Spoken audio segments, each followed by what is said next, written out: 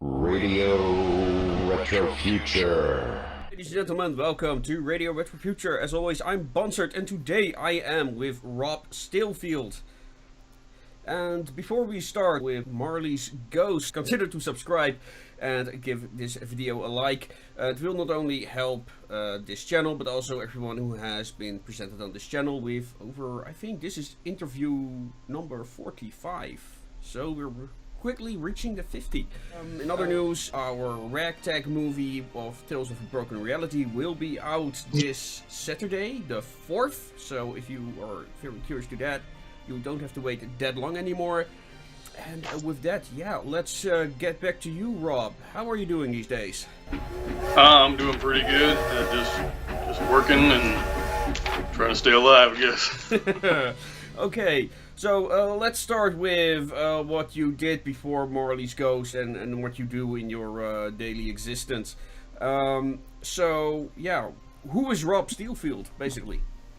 Well, I'm 43 years old. I live in Missouri, America, for those of you out of the country. I'm a manager at Walmart. Not too proud, but hey, it's a living. Been there 18 years, and I can't make more money anywhere else right now. So, and I love playing disc golf. If that's something you guys know about out there. That's my sport, and I love making movies, home movies. I started out making movies with my kids about 6 years ago, and just kept getting more into it, and this is actually my first movie where I actually used adults. Okay. You know, so. Are you involved in other people's movies projects as well? I am, because I did have a lot of people help me out in this movie, and I kind of, you scratch my back, I scratch yours, so I do have some obligations to some other movies that are coming out, other steampunk movies as well. I don't know if you're aware of the Steamworks and Shadows series. I'm not, actually. These guys, they're from Missouri too, and a whole group of them, their company is called Brass Engine, and Ben Watkins is the head of that, and he brought his show, Steamworks and Shadows, and they filled in a lot of extras and roles that I needed done in this film, and so I'm giving a shout out to them. These guys are really cool, and they do have a really cool web series, Steamworks and Shadows. Okay. And from that, they've had several spin-offs. One of them, which is Antediluvial. I'm not sure if I'm saying that right. I mean, if you type in steampunk web series, these guys are the top of the line every time you type that in. Antediluvian, maybe. Yes, that's yeah. I've seen that. I haven't seen it, but I do know it exists. I haven't watched it yet. Yes, that's was originally a Brass Engine, and it's turned into a Retro Hawk production, which is Dustin Hawkins, and he actually helped me on this film. He was coming out to film one day and couldn't make it because of work, and he lives about 4 hours away probably, and he really wanted to be in the movie. He couldn't make it, so I told him, I said, hey, if you can film this for me and do this out where you're at and send it to me, I'll give you credit and I owe you one. And he did that. He filmed quite a few fill-in clips that I actually needed to finish this film up. So a good shout out to him. Another one, which was also another spin-off from the Steamworks and Shadows films, is the Sky Marshal series, which they only have a couple episodes. I don't know if they got anything else coming out. They've asked me to, maybe do some CGI for them, which I'm willing to help. And this is these guys are really cool. He got Brian Swearingen, he got a hold of me about a year and a half ago and says, we're the #1 steampunk charity in America. And what these guys do is they go from cosplay to cosplay, and they set up a jail cell. They're all dressed up in steampunk, and people can pay, $1 to have somebody arrested and put in this jail cell for $1, $1 a minute, something like that. And then at the end of the day, they give that money to whatever charity the cosplay or whatever is, supporting that day. So this is really good. They're a really good cause. So he came up, from can't remember where they came up from, Kansas, I think, Wichita, Kansas, I believe, and came up with a whole group of people and actually wrote the whole entire role in the movie just for them because of that, and they're actually one of the bigger parts in the movie now. Oh, so, okay. Nice. but Nice that's idea, another, by the way. Yeah. you know. But So how did you get acquainted with steampunk, and how did you get into it? I've known about it for years. I just never really done anything about it. I was working with this one guy about 3 years ago, and I'm really heavy into CGI and special effects. I like that kind of movies. I don't like really boring movies where you just go out and film in somebody's house. Mm-hmm. And so I wanted something really, really different. And we were talking around ideas, and then we were like, well, you know, let's do something steampunk, but what would we do? You know, we'd have to write something, and so we kind of had the idea of doing the Christmas Carol in steampunk, which I think somebody already did in a play, but we were like, well, we can just do it like that, and it'd be simple to something that's already written. We're just redoing it in a different style, you know, kind of thing. Well, that whole situation wound up not working, but I had already done so much CGI and so much costumes and all this steampunk stuff, and I was like, man, I got all this stuff. I'm gonna use it. You know, I'm gonna do something with it. Yeah, and I still like that goes. and I still like the ideal of, you know, the Christmas Carol.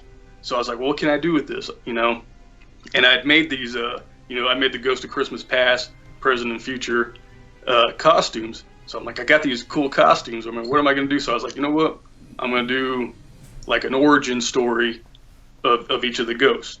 In this way, I'm not redoing the Christmas Carol. I'm just doing my own thing, you know, separately. And I had to, you know, write all new stories, but this is the first one in the series, which is a Ghost of Christmas Futures backstory, which is Ambassadors of Steam. All right. So, okay, so that's kind of the origin story as well of the movie Marley's Ghost, Ambassadors of Steam. So, well, we're already on the topic. So, what is Marley's Ghost about plot-wise? This one is about the 1880s, right about when oil was coming in to be a big source of fuel in America, and was kind of pushing out the coal industry. And you have this guy, Wes Linden, played by Mickey Stone, who's just inherited his father's coaling industry, which is huge. But now you got this big oil company that's coming in that's trying to, you know, bring interest that oil is better fuel, safer fuel than, you know, using steam. Mm-hmm. And he doesn't want to lose all of his inheritance. So there's this race in Death Valley, California every year. This oil company has built a racer that runs on oil. And if it can win, everybody's going to fall in love with the idea of, you know, oil's faster, better, safer. So this guy, Wes Linden, tries to do everything he can in his power to make sure that racer doesn't win. You know, to make him look bad, he wants the racers to win. So people still think that coal is a better, you know, steam's a better thing. Yeah, it was funny when I looked at. We haven't really seen the oil fuels machine in all its glory yet. In the first episode, but right. It's kind of more Art Deco-ish than the Zeppelin inspired craft. So it really got a kind of a feeling like a kind of a steampunk versus diesel punk vibe. Is that intentional? That's exactly what I was going for. That was intentional, yes. But I like both genres. I really do. And I'd actually would love to do a diesel punk style movie down the line. You know, not as a lot of people like it, but I think it's really cool. I mean, one of my favorite movies is Sky Captain, World of Tomorrow. Yeah, I just love that feel and that look. But yeah, definitely intentional. Oh, okay. No, I was just wondering. I was looking at it. It's really a lot more Art Deco inspired. But okay, nice touch. I really like that idea.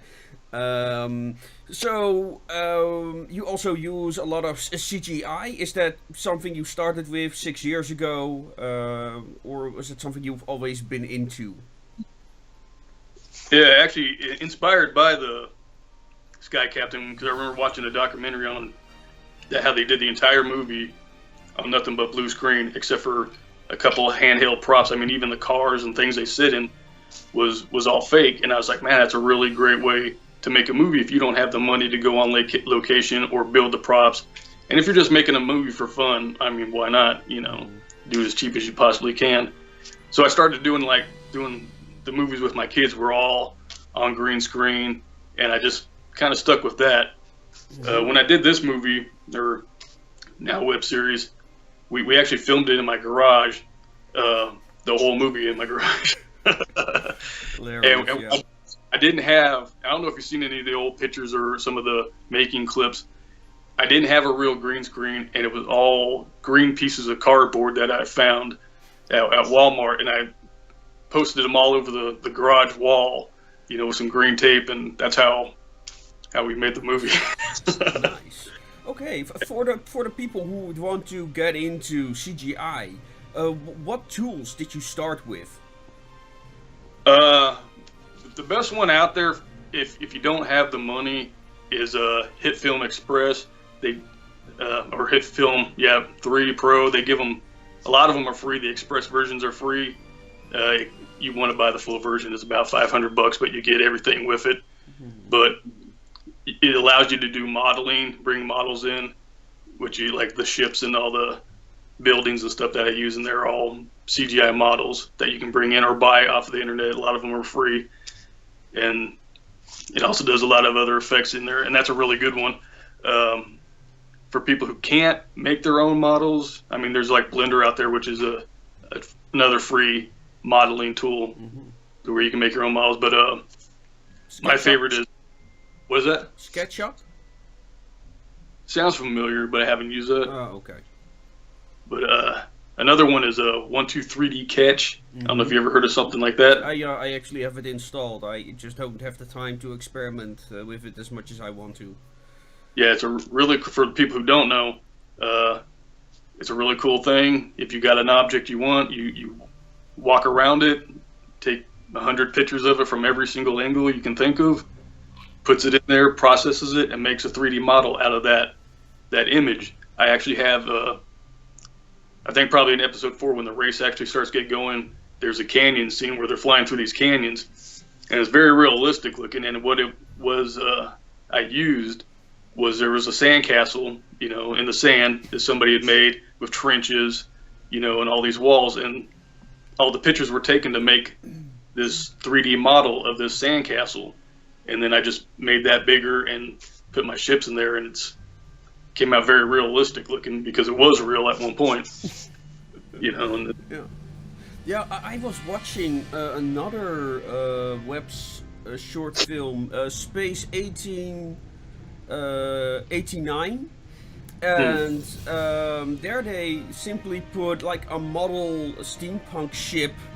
And kind of, you know, blended the images with green screen, and a very simple effect, really. And it was like, you know, if you looked, you could see it was a model that they just enlarged. But you know, it was like, that's it's so simple yet so effective. Yeah, a lot of the people, they do. I mean, when they film live, like a lot of these other web series, and your guys' web series, you guys film everything on location. And you get a day where you got the sky is nice and blue. You can always come back, key that out, and then drop a hot air balloon in the background there and have it look legit. And very simple techniques. Yeah, indeed. So, are there any particular web series you looked at for inspiration? Not really. There is one on the web I can't remember what it's called, but man, I'm trying to think here. But I mean, if you look up steampunk movies, there's one on there. It's a kind of like a water steampunk where the city's on the water. I don't know if that sounds familiar to you. No, not at all. And I've seen quite some steampunk movies, but I keep finding more. It's really weird, and like, why didn't I know this exists? Yeah. But this one was done really well, CGI. I mean, it was done all on green screen, and they had I don't know where it was filmed in, probably in French, because they did American overdubs, you know, English, and it didn't fit. You could tell, but it made it corny, but it was still good. It was done all in CGI, and the thing that I really liked about it, I thought was really clever. At the end, they kind of had a hot air balloon battle, and they had these airplanes that were kind of like flying fish. Air Lords of Area. There it is. Yes, that's it. And yeah, that's one I watched when I first started, and I was like, that's kind of the feel that I want to go for, kind of the look I wanted to go for. Mm-hmm. And because I like that heavy CGI look, I mean, a lot of people don't like it, but yeah, I think it's better on eyes. Yeah, they had a Kickstarter that just didn't make it, and to a lot of people, including myself, it really looked like a very elaborate tech demo that would have been better without the acting, quite frankly. I think that if they didn't put in the acting, maybe it would have been more positively received. But right. A lot of people were really looking forward to it. It was something that was really hyped at the time. But yeah, I think it was a clear case. In case of Area, I don't know. Maybe I should invite the makers on at some point. They had a lot of ambition, but probably time, resources, and stuff like that. They couldn't realize what they intended to do. Yeah. So yeah, it's very hard to criticize such productions because, being a amateur filmmaker myself, I know we both know how difficult it is to make an amateur production, right? And how difficult it is to get the extras and get even semi-professional people to work at your project without any budget. So yeah. Yeah, I mean, my movie, I think in the hole maybe $500, and that's counting buying green screen and some sound equipment and a new camera. I mean, really didn't spend a lot of money on this. Most people that I had come in already had their own costumes, mm-hmm. and I just wrote parts to their character mm-hmm. as they came in, and and spent a year filming pretty much with just people coming in every month in groups, and getting them on green screen and giving them a couple lines here and there to make them feel more of a part of it. But I did have a lot of the main actors that I do have in the movie who were actually actors for a living. None of them ever even heard of steampunk. Yes. So I had to give they just saw I put up originally when I first started, all I had was a CGI shot of this racer going by, and you've probably seen it, just a 10-second clip of it going by the desert, and I put it up saying I need actors for this movie. Didn't think I was going to get anybody. Went to sleep. I woke up the next morning, and I had about 30 instant messages from people saying, I want to be in this. This looks great. I'm like, all I have is this 10-second clip. And, I told everybody on that. I got more response from people outside of steampunk than from within it when I did my productions. Yeah. So yeah, that's quite funny and something that people don't realize when they have never done something like this before, I think. But yeah, let's talk about how many episodes do you hope to have for the first season, I suppose you would call it. Yeah, it's 8. They're already done. The only thing I'm waiting on is, like I said, voiceovers. I'm going to do them, one episode at a time. Get the voiceovers done. Add some special, sound effects in there. And when I feel I'm happy with it, I'm going to put it out. But there's 8 altogether. Okay. And depending on how well it's received and if people really like it and want me to make more, then I'll do the other series for the other Ghost. Mm-hmm. All right. Have you already written the stories for that? No. I got ideas of what I want them to kind of how I want them to go, but a lot of the time I just write as I go to kind of fit what feels or flows better. Yeah, it does require a lot of improvisation. I noticed. Everybody thinks when you write a movie you just write the story and everything happens according to that, but once you start filming it, very little. Yeah, I mean a lot of times somebody will get their lines wrong and you'll be like, you know what, that kind of goes a better direction than I was planning. Let's change it around a little bit. Or originally, I mean, a lot of the stuff I had, okay, this is how I wanted this scene to go. I kind of wanted this scene to be in this part of the movie. But then later on, I was like, it kind of fits better, if I put this in the front of the movie. It kind of changes the dynamics of the story a little bit. So makes it fun. All right. So, were there any particular people who have helped you during this project? Like I said, Dustin Hawkins of Retro Hawk bad shout out right there, Dustin. Sorry, Retro Hawk Productions. Like I said, he came in. He didn't come in. He filmed stuff for me and sent it to me. So a big thanks to him. Like I said, Ben Watkins and his crew from Brass Engine for them all coming out, as well as Brian Swearingen and the Sky Marshals. I've also had a lot of people, great actors: Mickey Stone, Randy Shetley, Jerry Mac Johnson. Zach Kraft, he's the main hero in this movie. Walter Wright, Jonathan Witt, just a lot of great people who really put their time into it and a lot of effort learning these lines and doing them the way I hoped they would be, and surprisingly, knocked it out of the park for me. And yeah. Okay. One of the most important ones, is Jonathan Cox. This guy wrote the music for this movie, and it's amazing. And I don't know if you had a chance to hear the whole soundtrack. I might send it to you so you can use it as background music on this or anything. But this guy, he gets a hold of me one day, and I was looking for somebody to do the score, and all these people were I want $700. I'll do your movie for $700, or And there's one day this guy just messaged me. He's like, "Do you got anybody doing your soundtrack yet?" And I was like, "No, I can't pay you." He's like, "That's cool." He actually wrote a blog about it. I didn't read it, but I did find the blog of it, and how much he loved working for it, and yeah. So I'll see if I can recover that blog and post a link down it below, just for the people who are interested.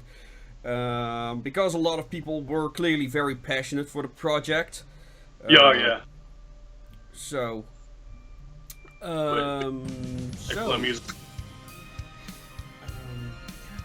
is there anything in particular you still want to talk about, or you covered quite a lot actually? Yeah. Which I had notes here, but I think I pretty much nailed most of everything I was trying to get at.